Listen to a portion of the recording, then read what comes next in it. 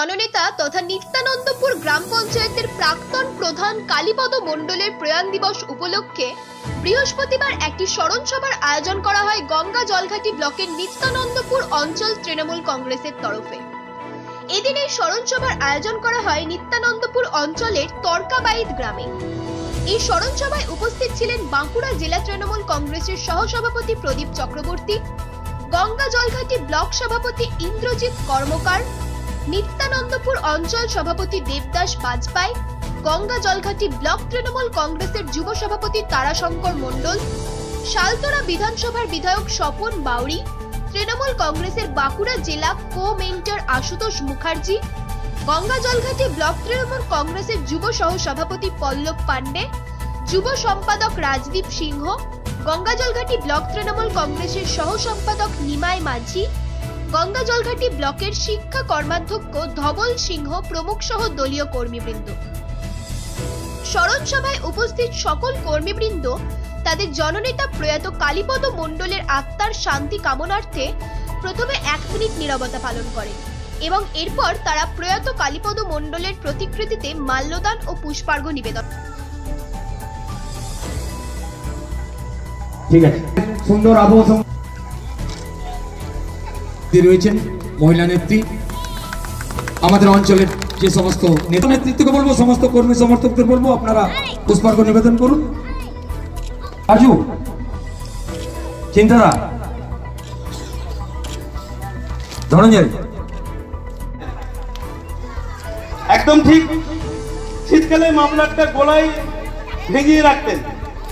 এর নাম কালীপদ বাবু, একদম নিপাট ভদ্রলোক মানুষ। তিনি আমাদের নিত্যানন্দপুর অঞ্চলের প্রধান ছিলেন। প্রধান থেকে নিত্যানন্দপুর অঞ্চলের করে দিচ্ছি, কিন্তু বিষয়টা অত সহজে ব্যাপার না। একটা সময় নিত্যানন্দপুর অঞ্চল সিপিএম এ হারমাদদের একটা ঘাঁটি ছিল গঙ্গা জলঘাটি ব্লকে। সেই সময় যে কয়েকটা মানুষ বুক চিতিয়ে রাজনীতি করেছিল তার মধ্যে অন্যতম হচ্ছে কালীপদ মণ্ডল। আজকে আমরা এই স্টেজে যে বক্তব্য রাখছি বা আমরা যাদের প্রধান তৈরি করেছি বা পঞ্চায়েত সমিতি বা পঞ্চায়েতের মেম্বাররা যারা আছেন, যারা এসেছেন, আজকে কালীপদ মণ্ডলের মতন মানুষরা যদি সেই সময় বুক চিতিয়ে না দাঁড়াতেন তাহলে হয়তো আমাদের তৃণমূল কংগ্রেস আজকে নিত্যানন্দপুর অঞ্চলে প্রতিষ্ঠিত হতো না বা ঘাটি ব্লকে প্রতিষ্ঠিত হতে পারত না। স্বভাবতই সেই সব মানুষদের মৃত্যুটা তো সহজে, তারা মৃত্যু হয়েছে, শরীর গেছে, কিন্তু তার অবদান সে তো আমরা ভুলতে পারি না।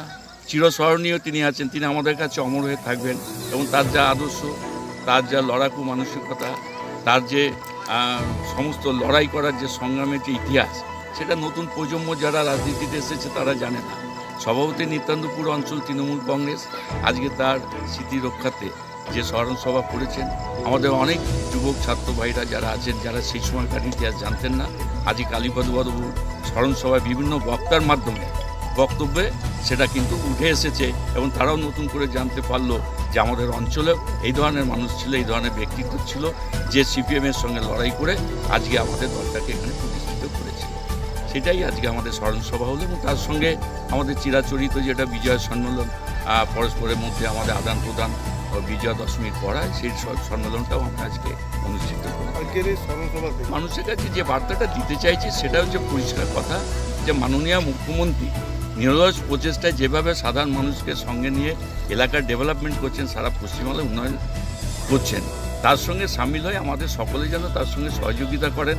আর বাংলায় যে শান্তি প্রতিষ্ঠিত হয়েছে, নতুন করে যাতে কোনোভাবে বাইরের কোনো অশুভ শক্তি এসে সেই শান্তি বিঘ্নিত করতে না পারে, তার জন্য মানুষকে সচেতন করা এবং সেই বার্তাটাই আমরা আজকে অঞ্চল তৃণমূল কংগ্রেসের পক্ষে দিই।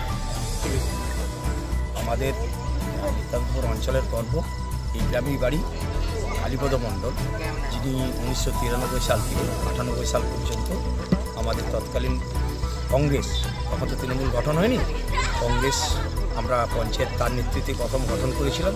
দীর্ঘ সিপিএমের যে বাম জমানা ছিল, সেই বাম জমানার অবসান ঘটিয়ে আমরা পঞ্চায়েত গঠন করেছিলাম তার নেতৃত্বে। তিনি আমাদের ছেড়ে চলে গেছেন, তার স্মৃতির উদ্দেশ্যে আজ আমরা শ্রদ্ধাঞ্জলি জ্ঞাপন করি নিত্যানন্দপুর অঞ্চল তৃণমূল কংগ্রেসের পক্ষ থেকে।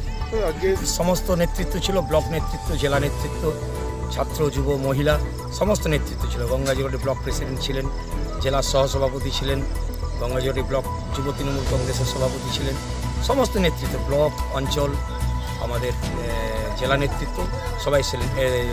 আমাদের বিধায়ক ছিলেন সালতরা বিধায়ক স্বপনদা, আমাদের এক্স বিধায়ক আশুবাবু, সবাই ছিলেন।